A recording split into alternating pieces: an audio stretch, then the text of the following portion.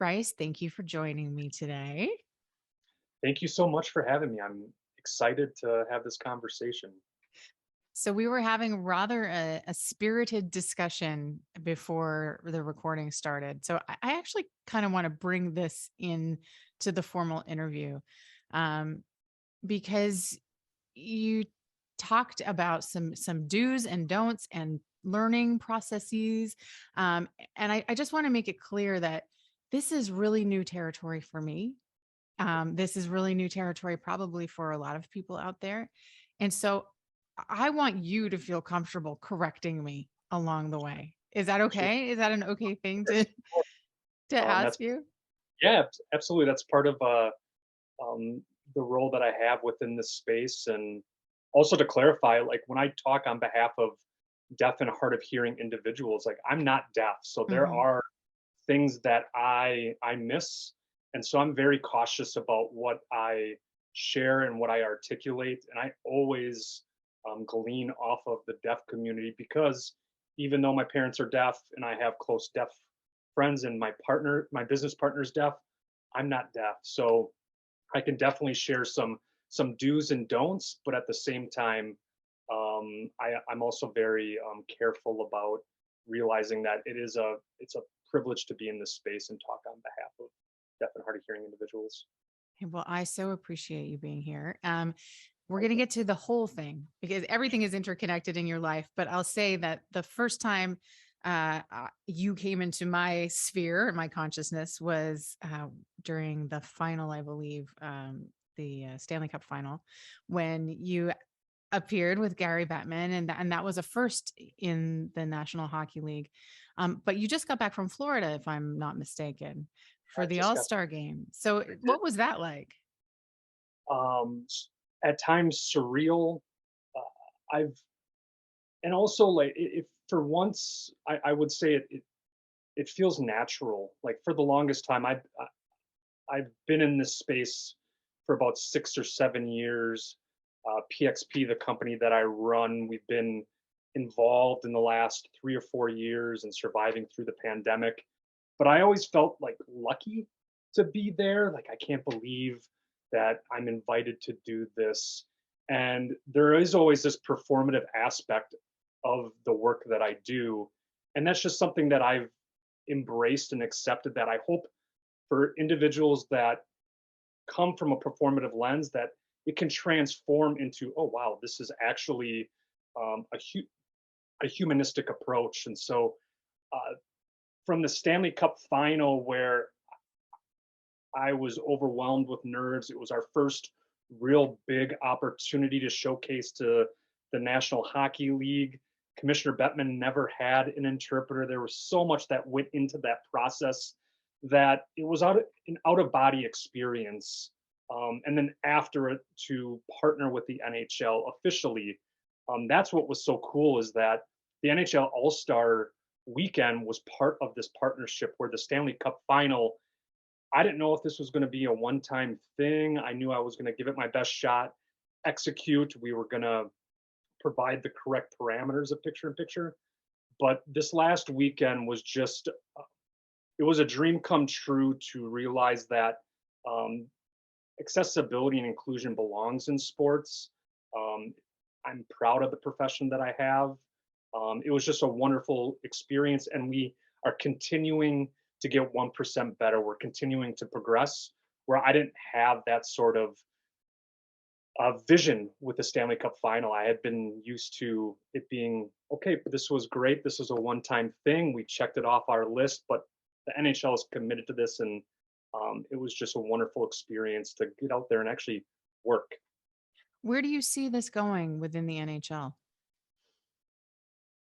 There's a lot I can share. There's a lot I can't Aha. share. Okay. Um, what I will say is that I have a really strong relationship with certain individuals with the National Hockey League. Paula Karuba, who's the vice president of growth strategies and innovation. Michelle Parnagian, who is part of the player programs and culture initiatives. We have just a wonderful relationship where it is transparent, it's honest. we can share what our best practices, and they can convey what they can and cannot do. I think or I know what the exciting thing is there's so many things that happen behind the scenes. There's broadcast, there's different departments. And so that's been humbling to witness and also just enlightening with the Winter Classic, realizing that there were some things that we couldn't do that were out of the NHL's control. Um, and then with the All-Star game, this was the first time that the national anthem was on the ice. Mm. And so I was part of that. Um, we also had the commissioner's address that was interpreted. So um, I think as long as PXP continues to execute, continues to have the relationship that we have, continues to dot their I's and cross their T's and provide value to the National Hockey League, I think the sky's the limit in terms of what accessibility and inclusion for deaf and hard of hearing hockey fans will look like. I have learned so much from reading interviews with you, from listening to interviews with you. And I just feel like there's so much that so many people don't even think about, right? On a day-to-day basis. I mean, let's use one example. Take me to a hockey arena. Um, Even if on the Jumbotron there's closed captioning, what does a person who is deaf or hard of hearing miss by not having certain accommodations? I think what's been very revealing is for the longest time, myself as well as deaf family members, deaf friends, have just accepted the fact that sports is inaccessible. Mm. That's just how it's designed. You go in, you pay your ticket, and the actions on the rink or the court or the field, it just was sort of accepted that um, this is the way the world is. And when the Milwaukee Bucks, agreed to the proposal of having Coach Budenholzer's post-game press conference interpreted, that completely blew the lid off. And you had deaf individuals saying, "Why isn't this consistent?" And so from there, that's where I realized I was onto something. I brought in a dear friend of mine who's now my chief operating officer, who's deaf, and we formed a legit business with PXP. But to answer your question about what the experience is like at a hockey rink, I think from the minute you walk, I think when you purchase a ticket, it's inaccessible. So most deaf individuals are bilingual. Some are proficient in English, some are not. Also, the ones that are proficient in English, their first language is American Sign Language. ASL is a visual language. English is a spoken language. But they're both legit bona fide languages, just in different approaches. Can I So stop when you you're there for 1 second? So because that honestly, I'm ashamed to say that that had not occurred to me. ASL is not it's not an interpretation of English. It is its own language. correct, yep, correct. It has all the parameters, phonology, morphology, semantics, syntax. I know I'm missing one other parameter of linguistics, but so when you do put closed captions or subtitles, you are providing access, but you're also taking a gamble on what is the proficiency of English. You're also not providing it in their native language, which is American Sign Language. Right. So, what a deaf individual, even if they're bilingual and they're proficient in English, they're actually interpreting the captions. So, you're putting more work on the deaf Mm. individual to quote unquote provide access. Um, but unfortunately, a lot of venues don't have closed captions, or there are delays, or it's artificial intelligence where it's just run on sentences. Typically, that's it's legal compliance, and that's Mm. where Mm. uh, PXP comes in, where we want to provide education, and we're not here to play gotcha journalism or spook people. We really just want to showcase that hey, we can provide accessibility and inclusion. We can engage more of the fan base than ever before, and you can get hearing people like yourself, Tara, to be excited about. Oh wow, we're making this more inclusive. So back like when you're purchasing tickets, you're clicking a link that's in English. You're then hopefully interacting with someone in email that's in English. if they call, typically it's through a relay service, and the hearing person has never worked with a relay interpreter. So a lot of times deaf people will just not go to games because the Mm, ticket process is complicated. Say you get a ticket and then you go into the arena, guest services, concessions, the pro shop, none of that is accessible. And then when you're going to watch the game, um, the action, the sport is accessible because you're just watching it, which is why deaf people love sports. Um, but there's so much that's being missed with pregame, halftime, postgame, some of the like fan interaction that they do during commercial breaks, that's inaccessible. And right. so you don't know what you don't know. And to be honest, I had just accepted the fact that this is the way sports is designed. So I'm excited to see what accessibility and true inclusion can look like in sports. You said something that blew my mind. You said we need to reframe how we regard people who are deaf and hard of hearing as a cultural and linguistic minority, right? And that Right. is a complete reframe, right? We're not talking about a disability, we're talking about a cultural and linguistic minority. That's very Yes. different. Yeah. And I mean, every we all have different walks of life. Everyone is their own individual, and there are individuals within the deaf and hard of hearing community that may identify as having a disability. Um, but there are 45 million deaf and hard of hearing individuals in the United States.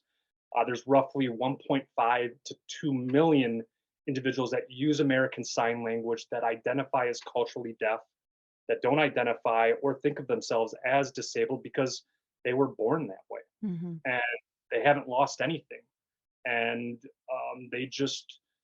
they use a different language, but they have their own culture, their own beliefs, their own values. It's a wonderful and vibrant community that is often misunderstood. And I'm honestly just honored to have this opportunity to share more insight, and we can reframe how we view deaf and hard of hearing individuals. Well, this really leads us to the beginning of your story because you have this unique perspective where you do straddle these worlds as the child of deaf parents. And my understanding is ASL was your first language, it was not English. Yeah, it was. Yep. So, I mean, it just helped me sort of visualize that. I mean, so what does that look like? And how did you learn English? And how do you um, go about the world straddling those two? I would say now I'm, for the first time in the past couple of years, very comfortable in my own skin. Um, Even when I started as a sign language interpreter, I always felt that people viewed me as, oh, you're a Coda. It's your first language.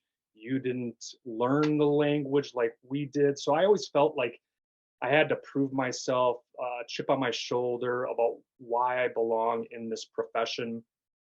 And then working in sports, in 2019 with the Milwaukee Bucks, there was so much excitement, but I didn't enjoy the process because I knew that there were individuals and maybe a lot of people that thought that I was thrusting myself into the spotlight, that I wanted to rub shoulders with players, that I did it for myself and my own ego.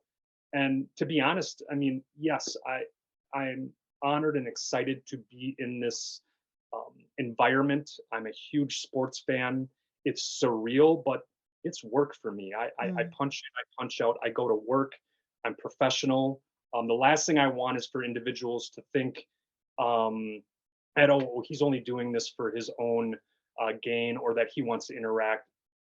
I'm all about the work, and my hope is that my work um, allows deaf and hard of hearing people to enjoy the game, and it allows individuals like you and others to realize, like, wait a minute, how can we be allies to provide access and inclusion? um, I now enjoy the work that I'm in, and I now realize um, that we belong in this, and that there is a place for more accessibility and inclusion. But I would say I just turned 40, and for the last 37 years, I always felt like an alien. I never felt like I belonged. I always felt that I was a puppet. Mm. Um, And I don't feel that way anymore. But when I was born in 1983 in the Fox cities of Wisconsin, which is about 45 minutes south of Green Bay. And in 1983, there was no certification or licensure for sign language interpreters. Typically, interpreters were family members, and there was no sort of code of ethics. There was no governing board that determined if and when you were an interpreter. There actually, let me clarify, there was a governing board, but there wasn't a 4-year program for interpreting like there is now. So 1983, when I was born, I had a pediatrician that, and ironically enough, we don't provide resources for deaf and hard of hearing individual or babies to learn American Sign Language. But when a hearing child like me was born to 2 deaf parents, the pediatrician was like, I want him to access English. I don't. Huh. And so here I get all this privilege and all this opportunity, which I'm grateful for. But again, it's this reframing of Mm. why do I get these opportunities when others don't? So in 1983, a pediatrician had stumbled across this volunteer at the hospital that I was born. She was a retired teacher of the deaf. She was recently widowed, and she was just looking for volunteer opportunities. This was before background checks, and so my pediatrician's like, "Here's the address to these 2 deaf parents. They just had a hearing child." And so her name is Elizabeth Jones, who I called Grandma Jones. She knocked on my parents' door. My dad told her to go away. She was persistent and she could sign. Well, my dad just, his upbringing, he was always an outcast. He was always viewed as less than. Didn't want any help. I don't know what happened, but Grandma Jones was able to convince my parents that she could babysit me and she could connect American Sign Language to English. And so my first language and being in a deaf world, but she was able to say with the signs like ball or play and then articulate that so I could become bilingual. Um, I don't know where I'd be without Grandma Jones. So Mm. everything that I do is for my parents. I'm getting a little emotional, and it's for her. I don't know where I'd be if that pediatrician didn't have this epiphany and have this volunteer come into my life. But that's really how it started. Was she babysat me 3 days a week until I went into preschool. I had language delays. I stuttered, um, but I had that foundation of language at a very very young age. You've been really open about the challenges of your relationship with your father, and I'm going to open this up. You know, the space is yours to use as you wish. So you can say as little or as much about that as possible. Um, but I know that you interpreted sporting events for your dad, and that, I mean, that's sort of the seed of what you do now. Is that a fond memory for you? Yeah, I mean, my father and I have a we have a very difficult relationship. My father's in jail. He's been in and out of jail for a really long time. And I share this as not a way to pity my father. It's to raise awareness that if he was born and they viewed him as deaf and they gave him all the resources to acquire language, to develop a true identity, m- maybe he doesn't go the route that he does. But unfortunately, he was um, always viewed as less than, and that formed his identity. He always felt that hearing people were out to get him. Mm. Um, but when he was growing up, he'd get bullied at this oral school in Green Bay, and for him to find refuge, the Green Bay Packers practice not too far from the school. And so he'd go and watch the Green Bay Packers practice. And after a while, he became sort of the ball boy or this um, an extension of the practices where he actually taught some players sign language. And it was there that he Mm. realized that my identity could be sports.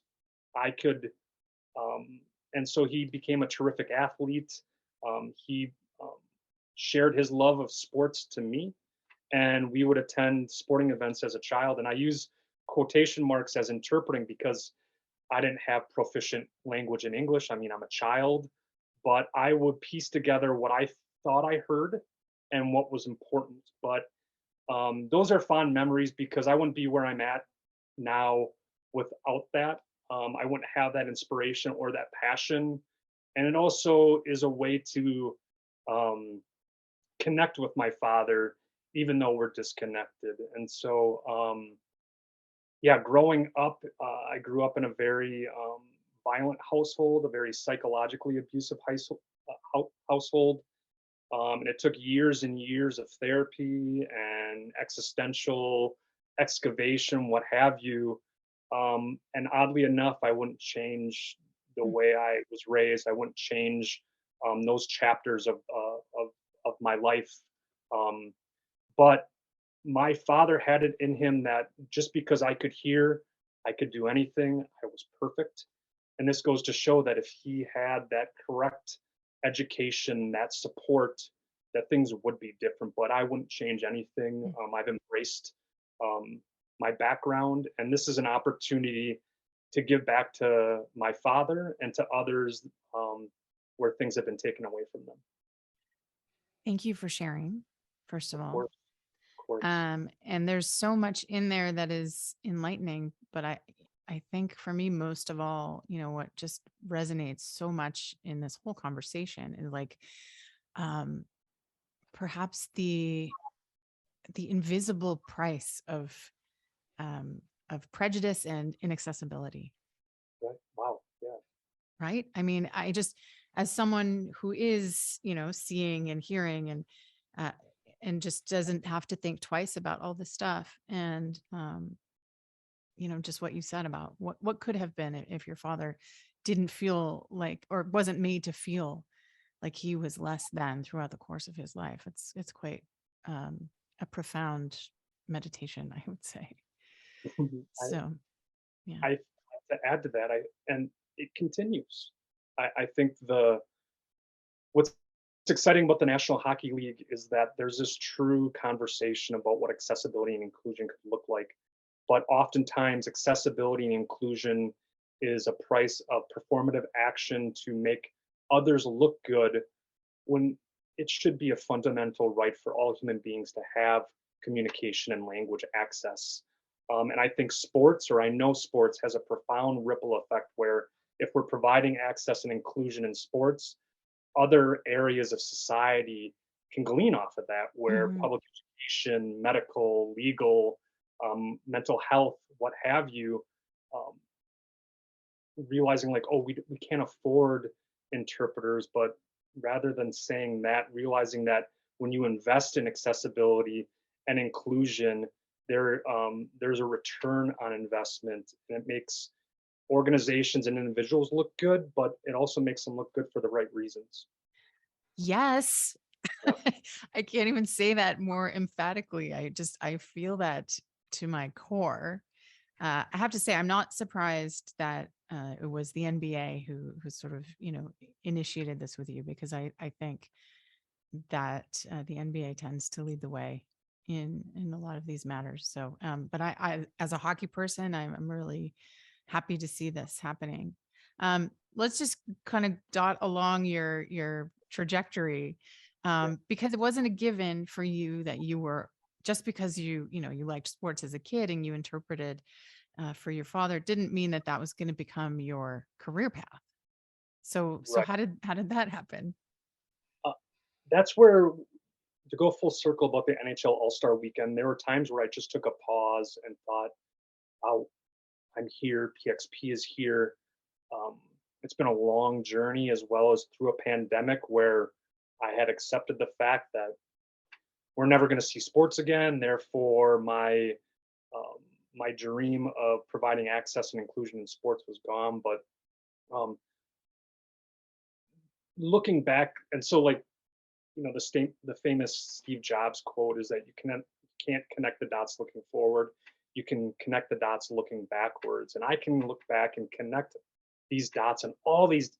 It's weird, to be honest, to connect all these dots and realize that it has been this path to get where I'm at right now, and then also where we can go from here. But it started as a kid, providing access to my father at sporting events, and then as a huge Green Bay Packers fan, I wanted to have a healthy hobby. So I created a Green Bay Packers podcast in 2017, called the Unknown Packers Podcast. And I did that for about 5 years. And then once PXP sort of took off, I couldn't do both, unfortunately. So this is fun because one of my true passions is podcasting. And so this is bringing me back. But in 2017, I created this podcast, and Jason Altman, who is my chief operating officer, my business partner with PXP, he had asked, "Oh, why don't you provide interpreting for your podcasts?" And even though my parents are deaf, even though I have deaf friends, and I'm involved in this space, there are things that I miss, and I still continue to miss things. And I think that's part of the journey of just being okay with being true to yourself and being open to bobbing and weaving and learning and growing. We're all on this journey together. Um, and so then I started providing not really full ASL interpretive videos, but um, little bullet points or a synopsis of what we talked about, little short videos along with the podcast episodes.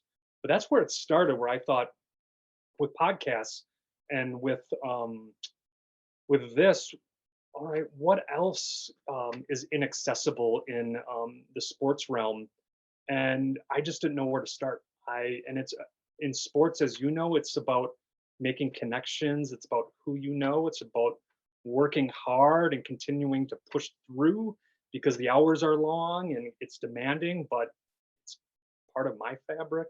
And in 2019, I got the opportunity when Fiserv Forum, actually, let me backtrack. In 2018, when Fiserv Forum, the arena that the Milwaukee Bucks play, they had opened their doors for music concerts.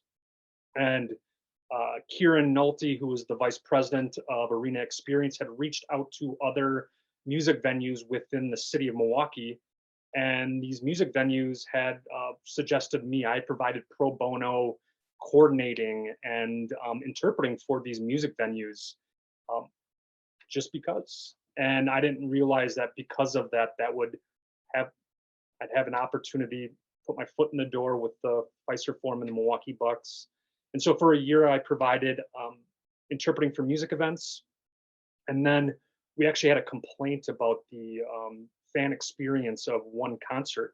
And so we had a meeting, this famous lunch that I can look back on in 2019. And right at the end, I had suggested what I had been thinking about my entire life. Like, what do you think about becoming the first professional sports team to have an interpreter? And I thought just start small with the post-game press conference with Coach Bud. And I had accepted the fact that I was going to get a no.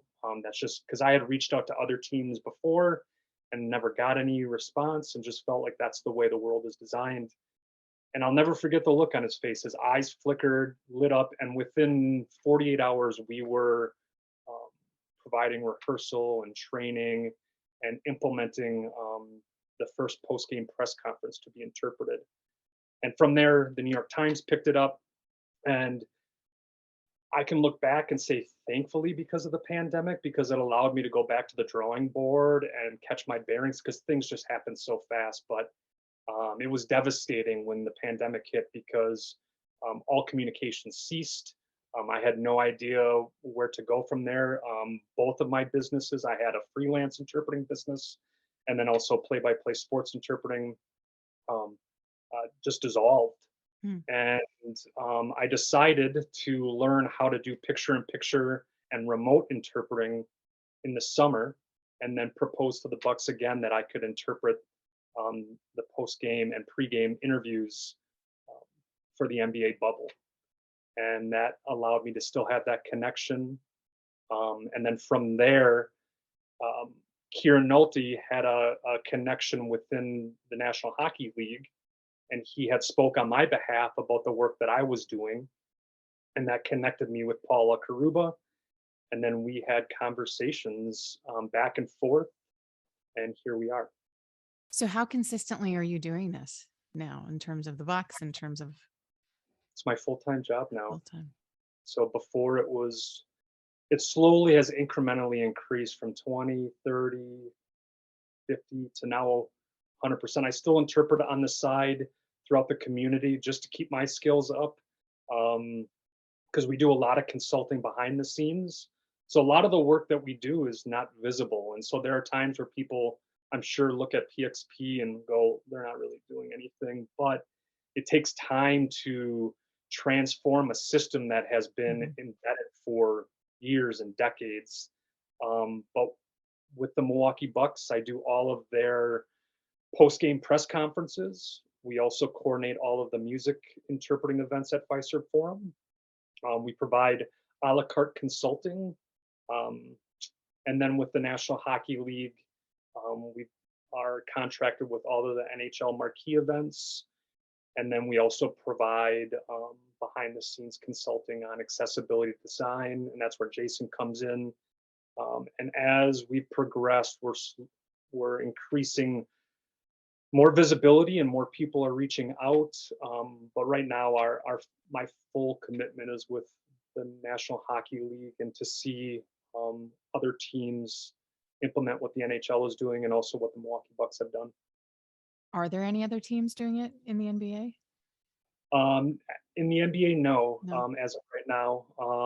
But with the National Hockey League, I think what's exciting is that I don't know the correct number, but I know that um, I want to say 10 to 15 of the teams provide Spanish interpreting, Mhm. and that's an in right there. So um, I'm a realist and practical in the fact that we don't have the bandwidth to do everything. Um, but what the NHL has shown is that they're committed to this. We have open dialogue. Um, we provided presentations.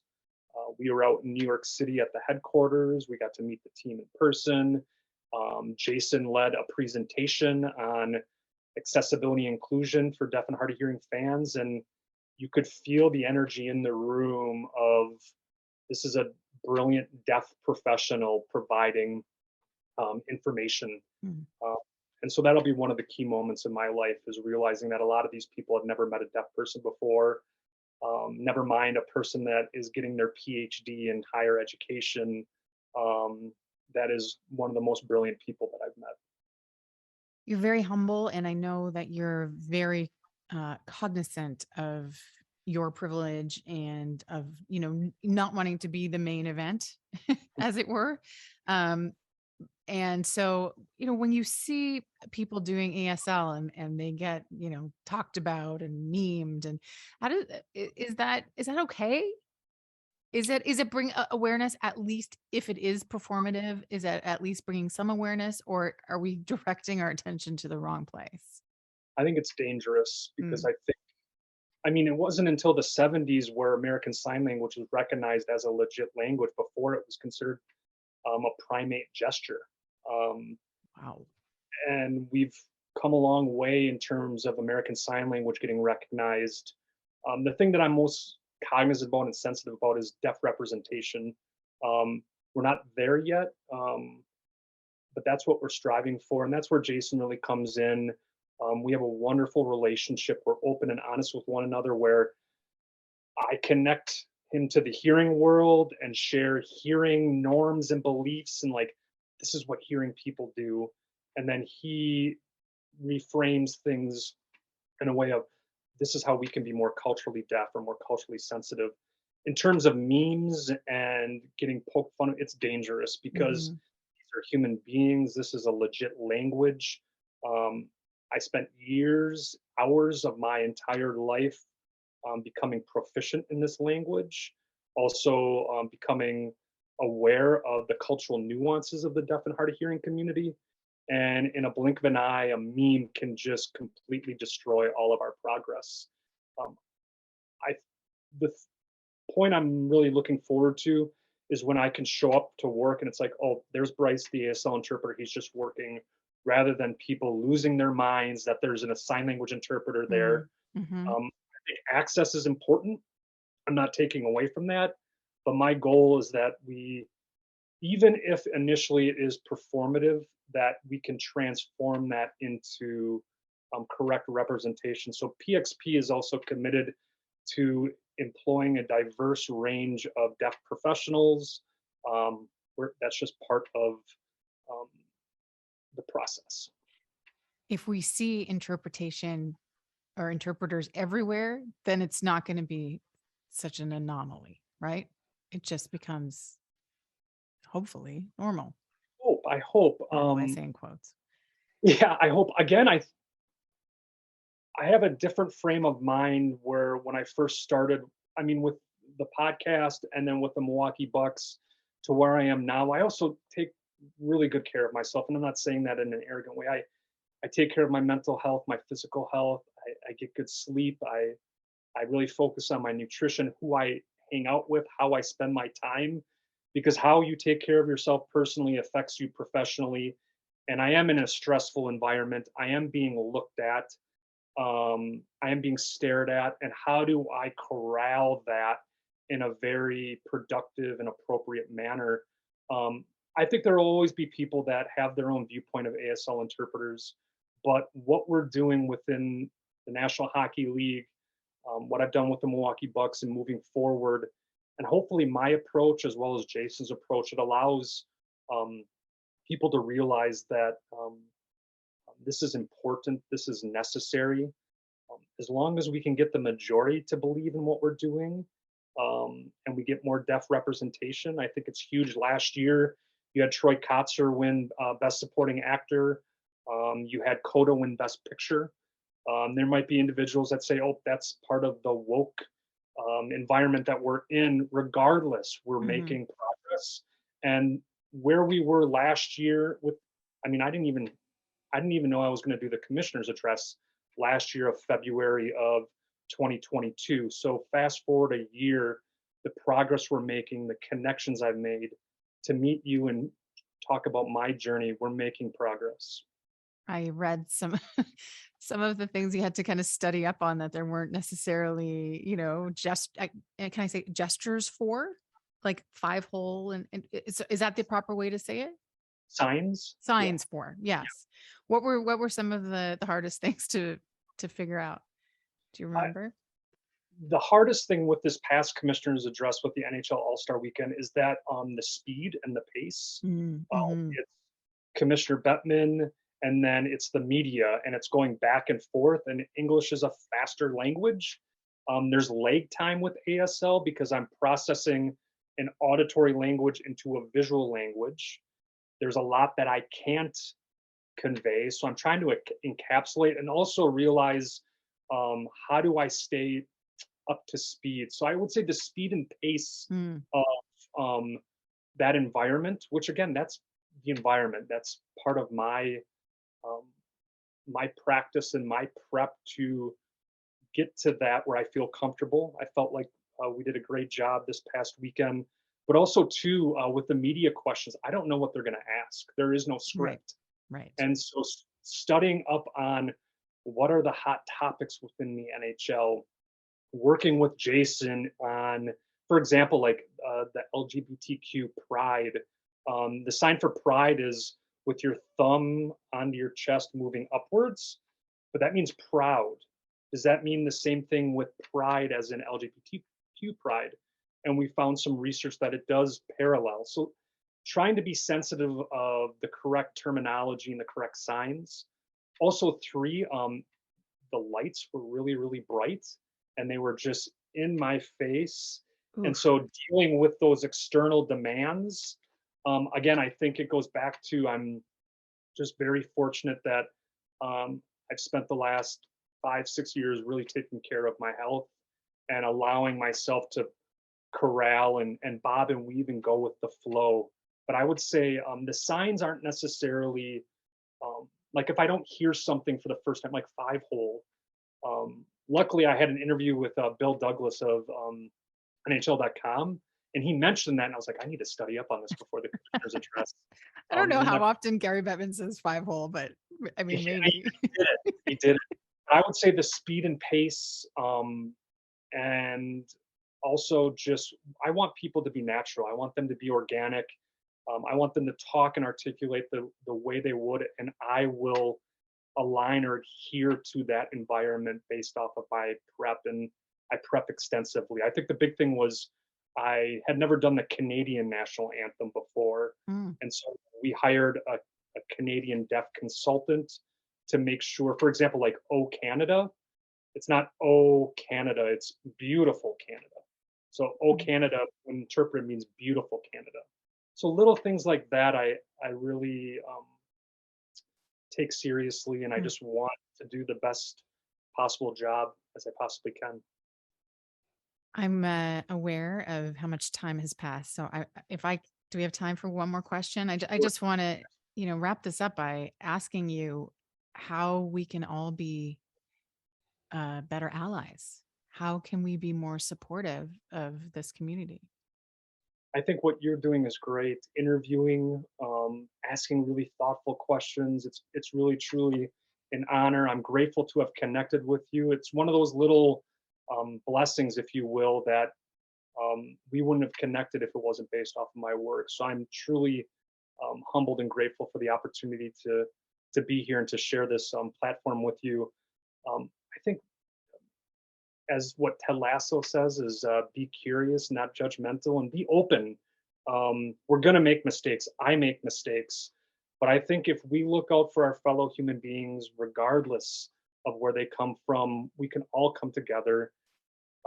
We live in a very divisive time, and my hope is that um, allies like yourself that want to learn more. I think what we can do is, for a first step, is when we see a video that's not captioned, comment and say, "Hey, I would love this video to be captioned." Or if we're at an event and there's not a sign language interpreter, mention, "Why isn't there a sign language interpreter here?" Little steps like that, I think, create awareness uh, for the right reasons. I loved this so much. It's an Really, honor. I thank you from the bottom of my heart, and I'm gonna do my best to get the word out there. Really, thank you, Brice. Thanks for your time. Thank you for your time, Tara. It's truly an honor. I appreciate it.